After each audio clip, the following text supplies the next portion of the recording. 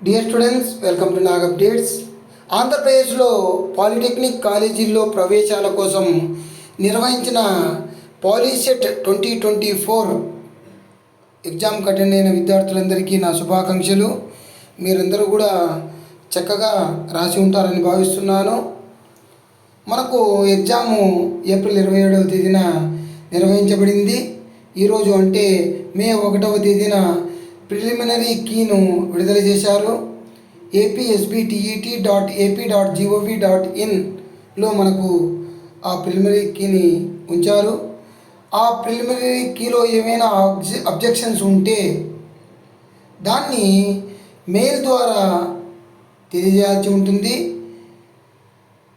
asex.ams.apsbtet@gmail.com mail అడ్రస్కు పంపించాల్సి ఉంటుంది. మే 4వ తేదీ లోపల మీరు అబ్జెక్షన్స్ పంపవచ్చు. అంటే ఏదైనా మీ క్వశ్చన్ తప్పుగా భావిస్తే, వాళ్ళు ఇచ్చిన ప్రిలిమినరీ కీలో ఇచ్చిన ఆన్సర్ తప్పుగా భావిస్తే అది ఏ విధంగా కరెక్ట్ అనేది మీరు ప్రూఫ్స్తో సహా పెట్టాల్సి ఉంటుంది.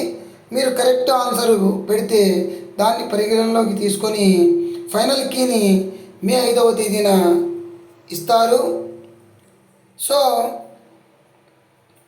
మే 10వ తేదీ